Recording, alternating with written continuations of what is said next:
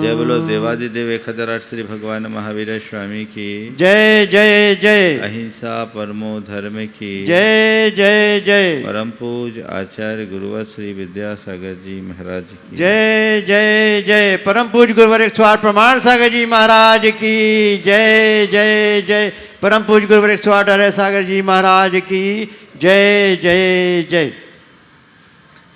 जीवन को सफल और सार्थक बनाने के लिए कुछ विशेष प्रकार के पुरुषार्थ करने का उपदेश हमारे शास्त्रों में दिया गया। मनुष्य अपने जीवन में अनेक प्रकार के प्रयत्न करता है, पुरुषार्थ करता है, लेकिन हमारे तमाम प्रयत्न या पुरुषार्थ तब तक सार्थक नहीं हो पाते जब तक वे जीवन स्पर्शी नहीं होते। वही पुरुषार्थ सार्थक है जो जीवन स्पर्शी हो।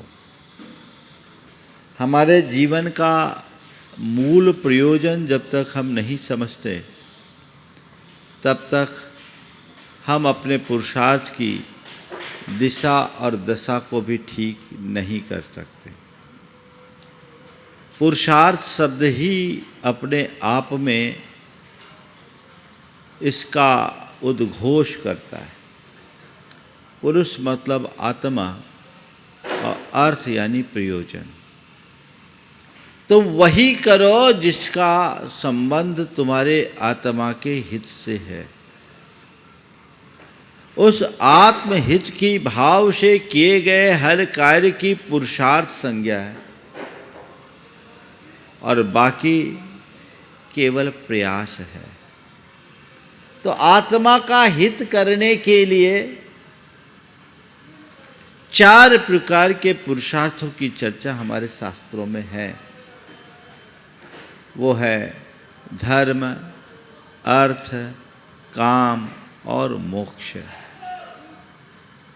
ये 4 पुरुषार्थ हैं और इन 4 पुरुषार्थों के सम्यक अनुपालन से जीवन कृतार्थ होता है, सार्थक होता है। इसे हम ऐसे समझें कि जैसे कोई महल हो या मंदिर, एक ओर उसकी नींव होती है, दूसरी ओर उसका शिखर होता है और जो मध्य का होता है वो बीच का भाग है। 4 पुरुषार्थों में धर्म नींव की भांति है और मोक्ष हमारा ध्येय शिखर के रूप में। बीच में जो कुछ भी है वो अर्थ और काममय है। लेकिन हम सबको ये पता है कि किसी भी भवन का मध्य भाग तभी टिकता है, तभी तक टिकता है जब उसकी नींव पक्की हो और जब तक नींव टिकी हो। तो धर्म हमारे जीवन की नींव है। उसके साथ जुड़कर अपने जीवन को गति देने वाला मनुष्य ही अपने जीवन को सफल और सार्थक बनाने में समर्थ हो सकता है। आज एक लंबे अंतराल के बाद आप सबके मध्य प्रवचन की शुरुआत हुई है और मैं ये चाह रहा हूँ इस कड़ी में इन पुरुषार्थों को हम ठीक तरीके से समझें और न केवल समझें अपितु समझकर अपने जीवन में उतारने का भी प्रयत्न करें। 4 पुरुषार्थ है। सबसे पहला धर्म पुरुषार्थ। गृहस्थों के लिए मोक्ष को ध्येय में रखते हुए 3 पुरुषार्थ का सम्यक अनुपालन करते हुए चलने का उपदेश दिया। धर्म, अर्थ और काम, और इसे त्रिवर्ग की संज्ञा दी गई। और ये कहा गया त्रिवर्ग संसाधन मंत्रेण पशुरिवायुर निफलम निरस्य तत्रापि धर्मम प्रवरम वदन्ति न तम बिना भव तोर्थ कामो। त्रिवर्ग अर्थात धर्म, अर्थ और काम, इन तीन पुरुषार्थों के मध्य सम्यक समन्वय बना करके जिए बिना मनुष्य का जीवन पशु की तरह निरर्थक है। और इनमें भी सबसे महत्वपूर्ण धर्म पुरुषार्थ है। धर्म पुरुषार्थ के अभाव में अर्थ और काम पुरुषार्थ निरर्थक हो जाते हैं। आज बात मुझे धर्म की करनी है, और धर्म के संबंध में, धर्म पुरुषार्थ के संबंध में मैं 4 बातें आप सबसे कहूँगा। सबसे पहली बात, धर्म क्या,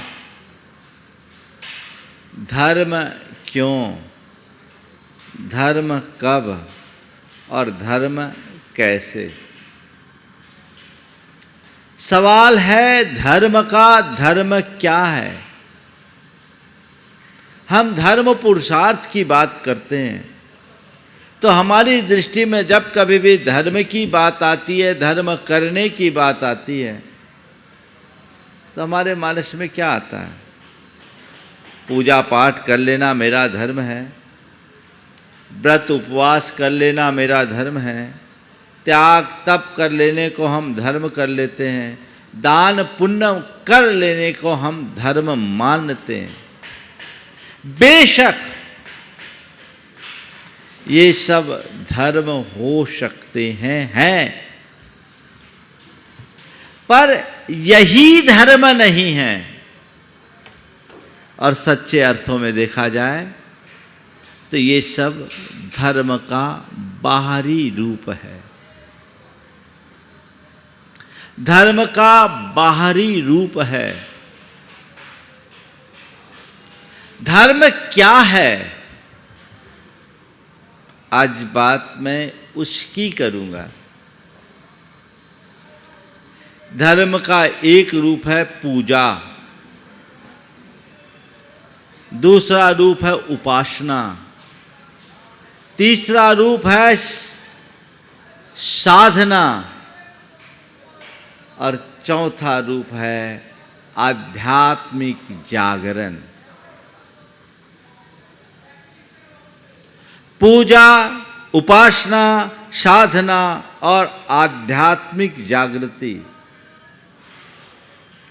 पूजा पाठ करने वाला धर्म हम लोग बहुत रुचि से करते हैं, क्योंकि हमें इसमें बड़ी सरलता दिखती है। थोड़ा देखो मौन से। इसमें हमें बड़ी सरलता दिखती है और हमें लगता है कि जैसे हमने कर लिया, 1 घंटा भगवान की पूजा करना है, ऐसा लगा जैसे हमने बहुत कुछ कर लिया, निश्चित किया। लेकिन कब? जब उसका प्रयोजन हमारे साथ हो तब। लोग पूजा भी तन्मय होकर करते हैं, और जितनी तन्मयता से पूजा करते हैं उतनी ही तन्मयता से पाप भी कर लेते हैं। तो धर्म क्या? तुम पूजा कर रहे हो, पूजा करना तुम्हारा धर्म है, लेकिन पूजा भी तुम्हारा धर्म तब बनेगी जब पूजा के प्रयोजन को सामने रख कर चलोगे। उस व्यक्ति की पूजा को मैं तब तक धर्म के रूप में स्वीकार करने में संकोच करता हूं जब तक उसकी पूजा कोरी पूजा बनी रहती है। किसी व्यक्ति की पूजा मेरी दृष्टि में तब सार्थक होती है जब पूजा का प्रयोजन उसके हृदय में घटता है, वह है पवित्रता। तुम पूजा कर रहे हो, पवित्रता घट पा रही है कि नहीं घट पा रही? अंदर से पवित्रता होनी चाहिए। पूजा में जो पहला अक्षर है वह पू है। हालांकि पूजा शब्द पुज धातु से बना है, पर हम पू को अगर पकड़ते केवल पू शब्द को, तो पू शब्द का सबसे महत्वपूर्ण अर्थ होता है पवित्रता। तुम्हारे हृदय में पवित्रता घटी तब कहीं जाकर वो पूजा सार्थक होगी। हमें ऐसा लगता है कि हम लोग ज़्यादातर आत्ममुग्धता में जीते हैं, इस तरह की क्रियाएं कर लेते हैं और एक भ्रम अपने मन में पाल लेते हैं कि अब हमें पाप करने की लाइसेंस मिल गई। 1 घंटा भगवान की पूजा करो और दिन भर 23 घंटे में जो करना है सब कर लो। क्यों? क्योंकि हमने तो गुरुओं से सुना है भगवान की पूजा करने से सारे पाप कट जाते हैं, तो जी भर करके पाप करो, यहां आकर साफ करो। काश अगर तन के मैल जैसा पाप का मैल होता, तो जैसे सवेरे नहाते समय साबुन से आप अपने तन का मैल साफ कर लेते हैं, भगवान की पूजा से अपने मन का मैल भी साफ हो जाता। लेकिन मन का मैल वैसा नहीं है जिसको एक बार बट्टी खींची और साफ हो जाए। मन का मैल बहुत पुराना है, अनादि का है। उसे साफ करने के लिए बहुत बड़े पुरुषार्थ की जरूरत है। और संत कहते हैं मन के मैल को साफ करो, बहुत अच्छी बात है। अगर तुमने मन में नया मल न जमने दिया, यही तुम्हारी बड़ी उपलब्धि है। मन में अब नई मलिनता ना आए। तुम अपने आत्मा में लगे पाप को साफ कर सको न करो, कोई चिंता नहीं। नया पाप करने से तो बचो। अगर नया पाप करने से बचोगे तो पुराना पाप अपने आप साफ हो जाएगा। और इधर तुम साफ करने की कोशिश में लगोगे और नया लपेटते जाओगे तो तुम इस पाप के बोझ में दब जाओगे। तुम्हारी चेतना का जो तेज है वो पाप से आच्छादित हो जाएगा, ढक जाएगा। तो पूजा बहुत अच्छी प्रक्रिया है, पर वो पूजा तभी सार्थक होगी जब हम आत्महित की भावना से भर करके अपनी पूजा करें। हम लोग बहुत बहुत धर्म के कार्य करते हैं, उत्सव करते हैं, विधान करते हैं, पंचकल्याणक करते हैं, बढ़ चढ़ करके हिस्सा लेते हैं। ये पूजा का एक अंग है। लेकिन अगर इसका प्रयोजन हमारे साथ नहीं, तो हम बहुत नुकसान में हैं। मैं आपसे ये नहीं कहता कि आप कल से पूजा करना बंद कर दो। मैं केवल ये कहता हूँ कि यदि आप पूजा करते हो तो आपके जीवन में पूजा का लक्षण भी दिखना चाहिए, दिखना चाहिए। कई लोगों को तो मैंने देखा कि मंदिर में ही पूजा करते करते हंगामा खड़ा कर देते। मैं एक स्थान पर था, सुबह से मुझसे निवेदन किए कि महाराज जी आप शांति धारा के लिए अगर चले तो बड़ी कृपा होगी। मैंने भी कहा चलो भाई शांति धारा करा देता हूँ। वहाँ जब पहुँचा तो शांति धारा के पहले अशांति धारा चालू थी। एक सज्जन इतना बड़ा बवाल खड़ा किए थे कि मैं देखकर हतप्रभ रह गया। सामने भगवान है, लोग पूजा कर रहे हैं, वो आदमी इतना ऊल जलूल बक रहा है, ऐसा जैसे आग उगल रहा।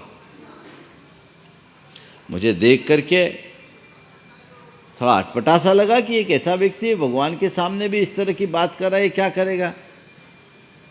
मैंने जब इधर उधर देखा तो लोगों ने कहा महाराज इसका रोज का काम है, इसकी आदत ही ऐसी है, हम लोग रोज इसको झेलते हैं। हमने कहा ये बताओ, ये आदमी यहाँ ऐसा करता है अपने घर में? बोले महाराज जी घर वाले इससे थे जो वहाँ भींगी बिल्ली बना रहता। मंदिर में आकर भगवान के समक्ष यदि ऐसा कोई करेगा तो क्या पाएगा। केवल गुस्से की बात मैं नहीं कर रहा हूं, हर आदमी अपने मन को टटोल कर देखो। भगवान की पूजा करते करते भी तुम्हारा मन तो नहीं डोलता। एक बार एक सज्जन ने बड़ी ईमानदारी से मुझसे आकर निवेदन किया, आत्मग्लानि से भरकर। बोला महाराज जी मन बहुत कचोटता है, 80 की उम्र हो गई, अभी भी मंदिर में भगवान के दर्शन करते करते भी कोई युवती दिख जाए तो मन डोल जाता है। उस आदमी ने तो बात कह दी, लेकिन मन तो सबका एक सा है। तुम अपने भीतर झांक कर देखो, कहीं मैं वहां तो नहीं हूं, मेरे अंदर तो ऐसा कोई व्यक्ति नहीं है। यदि है तो उसे आज ही बाहर निकालने का संकल्प कर लो, यही तुम्हारी पूजा है। तो पूजा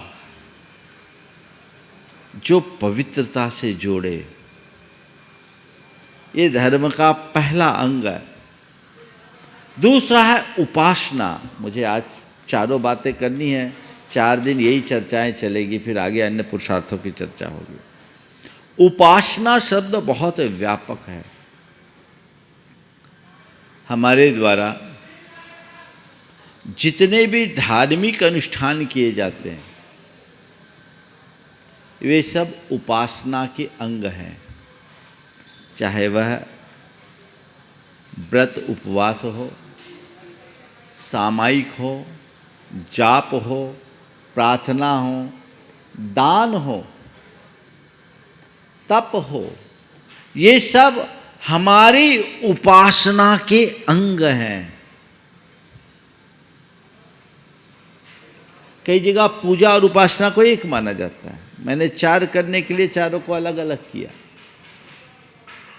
उपासना बहुत अच्छी चीज है, और जो व्यक्ति जितना बड़ा उपासक होता है लोक में उसे उतना बड़ा धर्मी माना जाता है, होना भी चाहिए। पर तुम अपने अंतस को टटोल करके देखो कि मेरी उपासना असल उपासना है भी कि नहीं।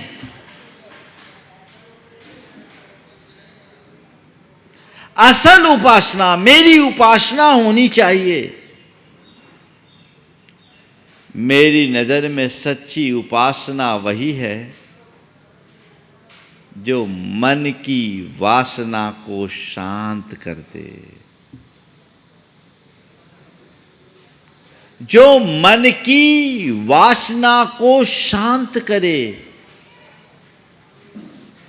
अपने मन को टटोलो। तुम अपनी उपासना में कहां हो?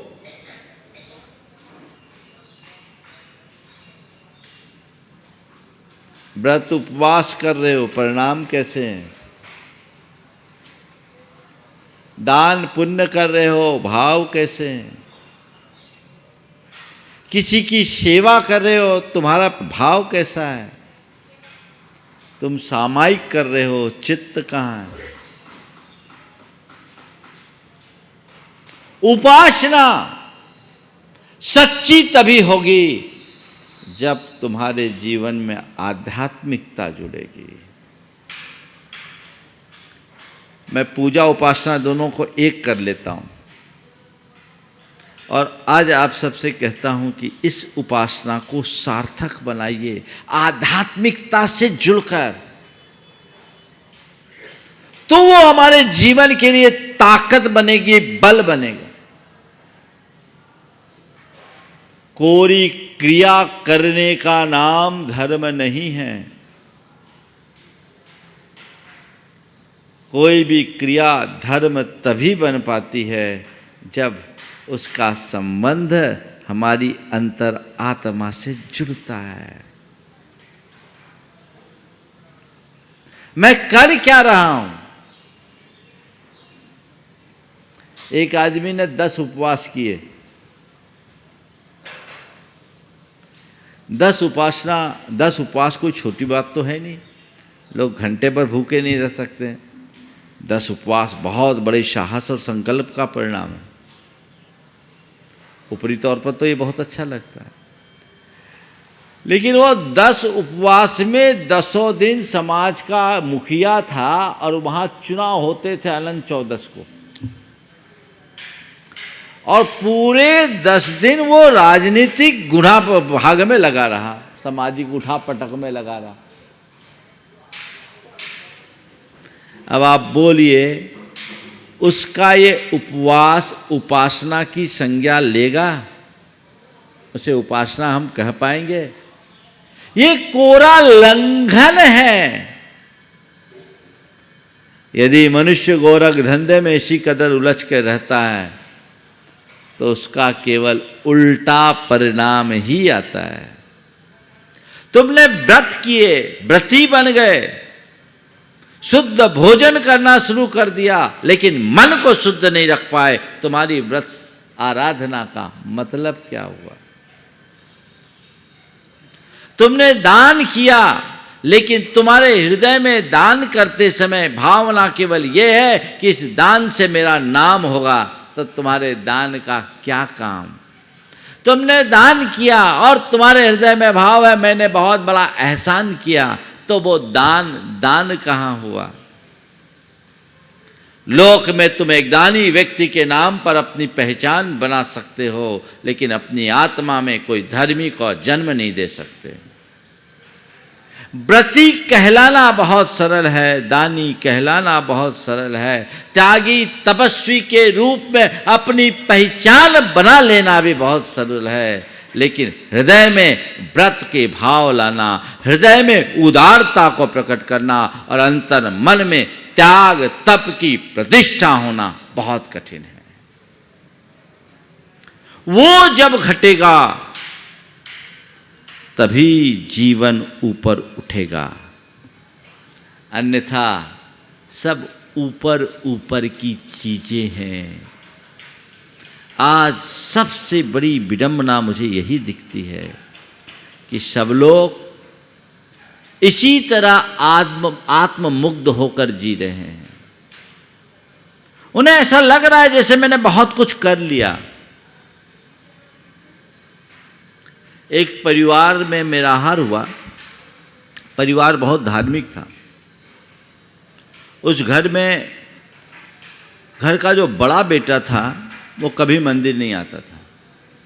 पूरा घर धार्मिक, मंदिर के सामने घर, वो धार्मिक। एक लड़का मंदिर ना आए, घर के लोगों को बड़ा बुरा लगता और प्रायः लोग उसको कोसते, ये कैसा कुलच्छी है, ये तो नरक जाएगा, ये पक्का नास्तिक है, ये तो मंदिर ही नहीं आता। कभी कभी उसकी माँ कहती, पता नहीं इसको मैंने कैसे जन्म दे दिया।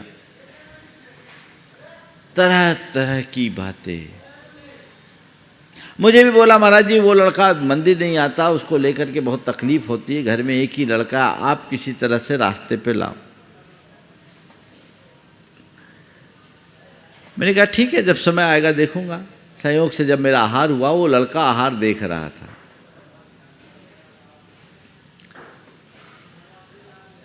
आहार के उपरांत मैंने अपना कमंडल उसको पकड़ा दिया, अब तो आना ही पड़ेगा। आया, मेरे कमरे में बैठा कि एक साथ सब लोग टूट पड़े। बोले महाराज जी इसको बोलो थोड़ा मंदिर आए, मंदिर जाने का नियम लो, मंदिर आने का नियम दो उसको। मैंने सबको शांत किया। हमने कहा पहला नियम तुम लोग लोगे, इसको कोई नियम के लिए नहीं बोलोगे। थोड़ी देर सब लोग बैठे, सब चले गए। मैंने उसे अकेले को रोका और उससे पूछा, भैया क्या बात है, घर भर के लोग तेरी इसकी शिकायत क्यों कर रहे, तू धर्म से दूर क्यों?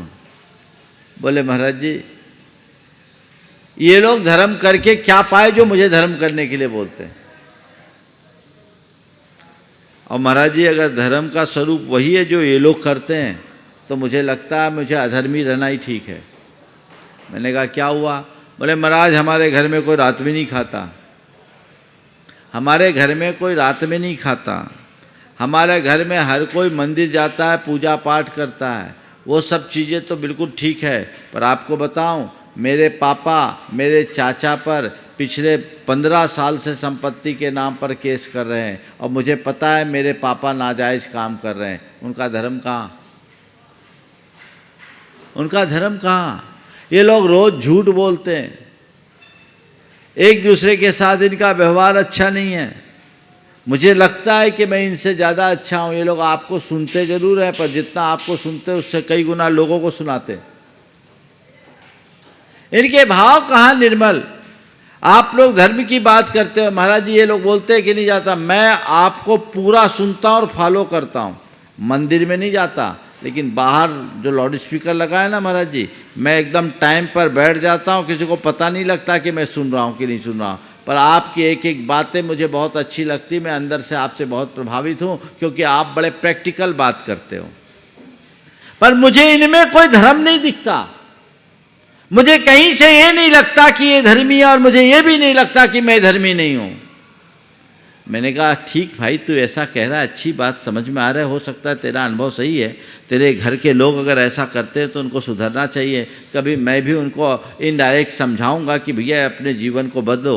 लेकिन तू ये तो सोचता है कि धर्म के बिना जीवन आगे नहीं बढ़ा। बोले हाँ, तो हम बोले भैया थोड़ा धर्म करना शुरू कर दे, सोने में सुगंध आ जाएगा। और एक बात संकल्प कर ले, वे लोग धर्म करके जो गलत करते हैं हमें वो नहीं करना, उससे अपने आप को बचाए रखना है, रास्ता खुल जाएगा। संस्कार तो उस बच्चे के अंदर थे ही, भाव जग गए, वापस जुड़ गया। लेकिन मेरा कहना केवल ये है कि आप चाहते हो कि आपकी संतान धर्म के रास्ते पे लगे, तो आपको उनके सामने धर्म का सही मॉडल रखना होगा। आप उनके सामने कैसा आदर्श प्रस्तुत कर रहे हैं? आपका जैसा आदर्श होगा वैसा ही परिणाम होगा। मनुष्य ऊपरी क्रियाओं को जब तक धर्म के रूप में देखता रहेगा, तब तक धर्म का सच्चा लाभ नहीं मिलने वाला। तो पूजा और उपासना को सार्थक बनाइए। साधना ये धर्म का एक बड़ा अंग है। जब हम कहते हैं ये व्यक्ति बड़े साधक है, तो हमारे आंखों के सामने कैसे व्यक्ति की छवि उमड़ती है? ऐसा व्यक्ति जो प्राय एकांत में रहता हो, खूब त्याग तपस्या करता हो, उसको हम एक साधक व्यक्ति के रूप में गिनते हैं।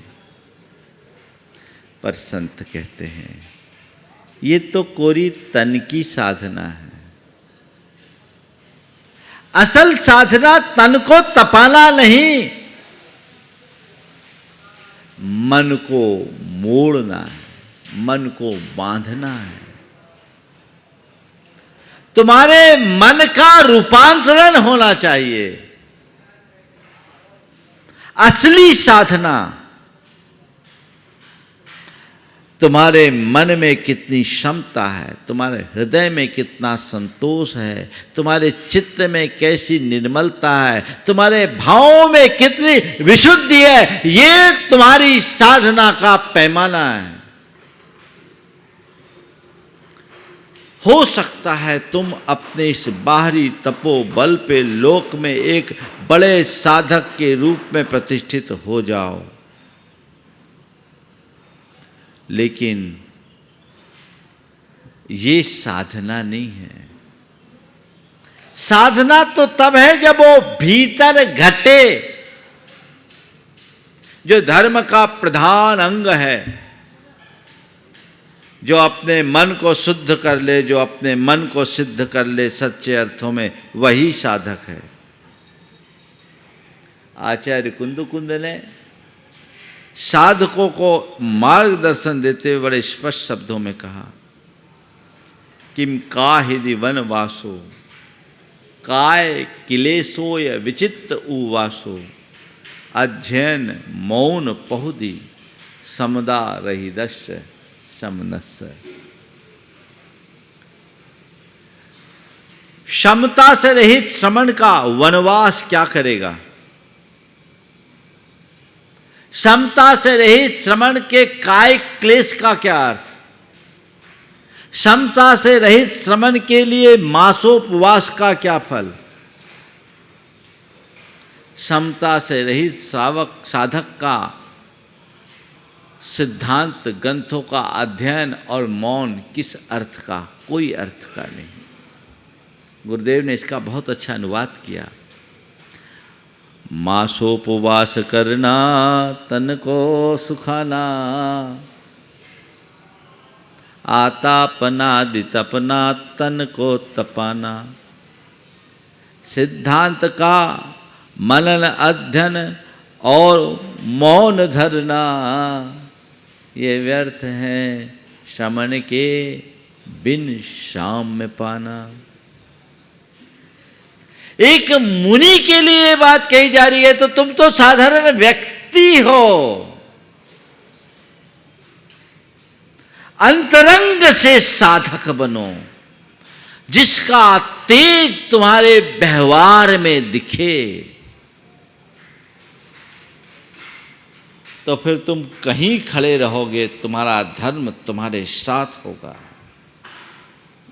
हम लोगों की एक कमी है कि हम लोग धर्म को उसकी क्रियाओं तक सीमित करके चलते हैं। धर्म ऊपरी क्रिया मात्र का नाम नहीं कि घंटा 2 घंटा कर ले। सच्चे अर्थों में धर्म हमारे प्रत्येक विचार और व्यवहार में प्रतिबिंबित होना चाहिए। अपने प्रत्येक विचारों और व्यवहार में जब हम धर्म को प्रतिबिंबित करेंगे, तो वो हमारे जीवन को कुछ अच्छा बना सकेगा। तो साधना भी अंतर की हो। तीसरा रूप जो धर्म का है वो है नैतिकता और प्रामाणिकता। पूजा उपासना और साधना वाला धर्म तो बहुत फलता फूलता दिखता है, पर नैतिकता और प्रामाणिकता के साथ धर्म करने वाले लोग बहुत कम दिखते हैं।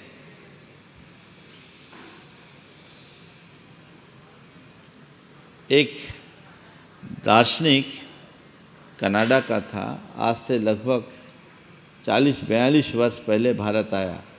वो भारतीय संस्कृति पे शोध कर रहा था। दिल्ली में एक फ्लैट में रहता था। देर रात तक वो शोध करता, सुबह थोड़ा लेट उठता और वो दूध लेता था। दूध वाले से कह दिया गया था बोतल नीचे रख देना, मैं अपना टाइम पे ले लूँगा। उसको अक्सर दूध जो मिलता था उसमें पानी मिला हुआ रहता था। उसने पूरा पेमेंट किया और एक इतनी कड़ी टिप्पणी की जिससे पूरे भारतीयों का सिर नीचा हो गया। उसने कहा, भारत के लोग ईश्वर पर विश्वास करते हैं। भारत के लोग ईश्वर पर विश्वास करते हैं और अपने नित्य की दिनचर्या ईश्वर की पूजा से, मंदिर में जाकर ईश्वर की पूजा से शुरू करते हैं और अपना ईमान वहीं छोड़कर आ जाते हैं। कितनी कड़ी बात है। 2-2 पैसे के लिए लोग अपना ईमान बेच देते हैं। तुम पूजा पाठ कर रहे हो, तुम व्रत उपवास कर रहे हो, तुम त्याग तप कर रहे हो, पर ये तो देखो तुम्हारे मन की दशा क्या है। 2 पैसे के लिए ईमान बेच दो। तुम्हारी मर्यादा क्या, तुम्हारी नैतिकता की सीमा क्या और तुम्हारा ईमान क्या है, प्रामाणिकता क्या है। पल पल में लोग बदल जाते हैं। कब कौन क्या कर दे कोई पता ही नहीं लगता।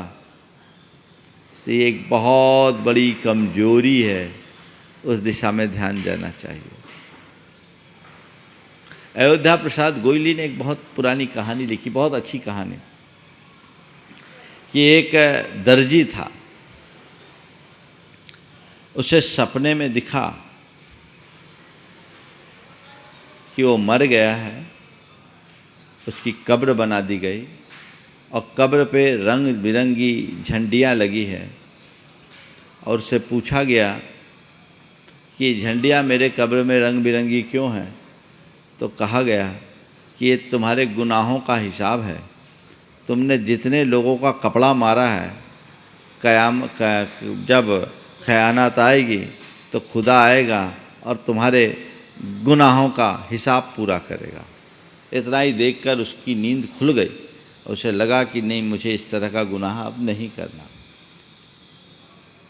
अपने सारे सहयोगियों को उसने आके कहा कि देख भाई, कोई भी कपड़ा मेरे पास आए तो मुझे ये कह देना उस्ताद जी झंडी, उस्ताद जी झंडी। बस जैसे कोई कपड़ा आता हो, कपड़ा काटने के लिए अपनी कैंची बढ़ाता, उनके जितने भी शागिर्द थे, उसके सहयोगी थे, उससे कहते कि उस्ताद जी झंडी, और उसका नीयत बदल जाती, ठीक हो जाता वो। एक दिन एक बहुत बेशकीमती मखमली कपड़ा आया, उसको देखते ही उसका मन चल गया, और जैसे उस कपड़े को मारने के लिए वो कैंची आगे बढ़ाया तो उसके साथियों ने कहा उस्ताद जी झंडी। जैसे साथियों ने कहा उस्ताद जी झंडी, तो उसने कहा अरे इस रंग की झंडी वहां थोड़ी थी। समझ गए बात को? इस रंग की झंडी वहां थोड़ी थी।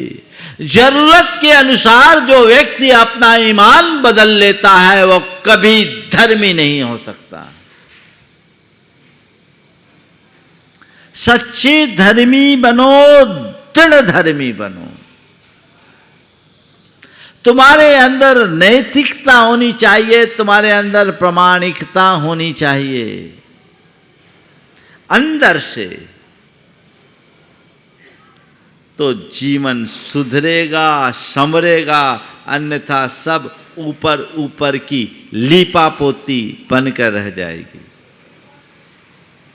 वो दृष्टि अपने अंतर मन में जब हम जगाएंगे तभी जीवन को आगे बढ़ाने में समर्थ हो पाएंगे। मैं आप सबसे कहता हूं, कदाचित तुम बहुत ज़्यादा धार्मिक क्रियाएं नहीं कर पाओ, कोई मेरी नज़र में कमी नहीं होगी, लेकिन अगर नैतिकता और प्रामाणिकता को आत्मसात कर लो तो तुमसे अच्छा धर्मी कोई नहीं होगा। वो अपने अंतरंग में होना चाहिए। और ये सब आप देखो, आपके संपर्क के बहुत सारे धर्मी होंगे जिनके जीवन में ऐसी चीज़ें होती। आजकल लोग छोटी छोटी बातों में दगा धोखा कितना देते हैं। कल ही एक सज्जन ने बताया, एक आदमी से 60 लाख रुपया उनका खा गया, पूरे रिटायरमेंट का पूरा पैसा जिम गया।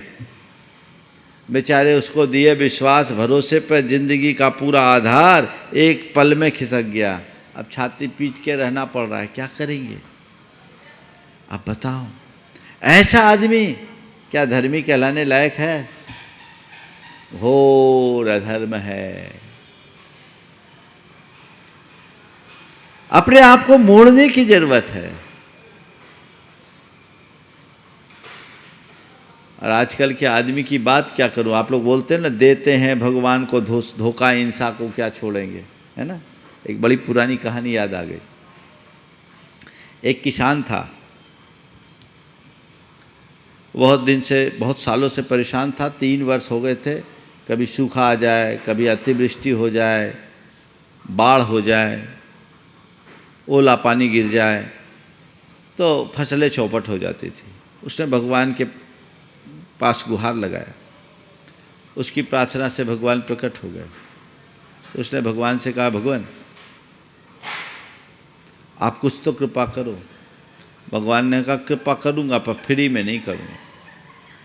बोले भगवान बोलो आप क्या चाहिए? बोले कुछ नहीं, हम तुम अब पार्टनरशिप में खेती करेंगे। ठीक है भगवान, आप बोलिए पार्टनरशिप में मुझे क्या करना होगा, मंजूर हूँ। बोले ज़मीन तेरी, मेहनत तेरी, बीज तेरा, सब कुछ तू करेगा। मैं पानी बरसाऊँगा, प्रकृति को तेरे अनुकूल रखूँगा, समय पर पानी की वर्षा होगी, सब कुछ होगी, फसल आएगी, बस शर्त केवल ये है कि जो फसल आएगी उसका 50-50, आधी फसल तेरी आधी फसल मेरी। कहा ठीक है भगवान, प्रस्ताव मालूम पास। पर भगवान ये बताइए आप ऊपर की फसल लोगे कि नीचे की? भगवान आप ऊपर की फसल लोगे कि नीचे की? भगवान ने कहा मैं ऊपर की। बोला ठीक है, तो नीचे की फसल मैं ले सकता हूँ? हाँ, नीचे की तेरी। ठीक है। उसने बीज बोया, फसल तैयार हुई, बहुत अच्छी प्रकृति रही, वर्षा भी बहुत अच्छी हुई, फसल लहलहा गई। लहलहाती फसल को लेने के भाव से भगवान जब आए तो किसान ने पूछा, बोलो भगवान अपनी क्या बात हुई थी?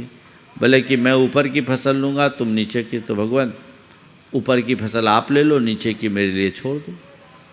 ऊपर की फसल आप ले लो, नीचे की मेरे लिए छोड़ दो। भगवान खेत में गए, दंग रह गए, क्योंकि उसने मूंगफली बोई थी। ऊपर की घास फूस भगवान की, इससे आई मूंगफली किसान ले गया। भगवान ने कहा ये तो बड़ा चतुर निकला, हमें घास फूस में निपटा दिया। अगले बार की बात आई, भगवान बोले ठीक है, अगली बार की अगर तुम होगा तो मेरी एक दूसरी शर्त है, मैं नीचे की फसल लूँगा, तुम ऊपर की। बोला ठीक है भगवान, हम तो आपके सेवक हैं, जो आ गया। फिर फसल आई, भगवान टाइम पर आए, देखा तो फिर भगवान ठगे रह गए। बोले क्यों? बोले भगवान आपको नीचे की लिए नहीं, नीचे की आप ले लो, ऊपर की मेरे लिए छोड़ दो। भगवान देखते रह गए, क्योंकि उसने बोया था ज्वार, ज्वार ऊपर होता, ऊपर की ज्वार उसने ले ली, बाकी भगवान के हाथ में घास फूस लग गए। भगवान ने कहा देख अगली बार ऐसा नहीं चलेगा, आपकी बार तो मैं ऊपर का भी लूँगा और नीचे का भी लूँगा। बोले ठीक है भगवान, बीच का तो मैं ले सकता हूँ। बोले हाँ बीच का तेरी। बोले ठीक है आप ले। अब की बार आए भगवान, भाव चक्कर आ गए। बोले ये तो फिर चकमा लगा दे दिया। बोले क्या हुआ? उसने मक्का बोया, मक्का का बीच का मक्का खुद ले लिया, बाकी सब भगवान के जिम्मे।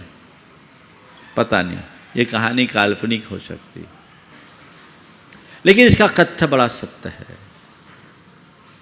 आज कहीं भगवान तुम्हारे साथ कारोबार करें तो तुम ऐसे ही चूना लगाओगे, इससे भी बढ़कर बचने की जरूरत है। तो नैतिकता और प्रामाणिकता जीवन में प्रतिष्ठापित होनी चाहिए, और ये सब तब होगा जब धर्म का असली रूप हमारे जीवन में प्रकट होगा, वह है आध्यात्मिक जागरण। जो व्यक्ति अपनी आत्मा की शुद्ध रखता हो, जिसकी आध्यात्मिक चेतना जाग उठती है, उसके जीवन में नैतिकता और प्रामाणिकता का प्रभाव आपो आप प्रकट होगा। उसे कहीं से कठिनाई नहीं होगी, उसके जीवन की दिशा दशा ही कुछ और होगी।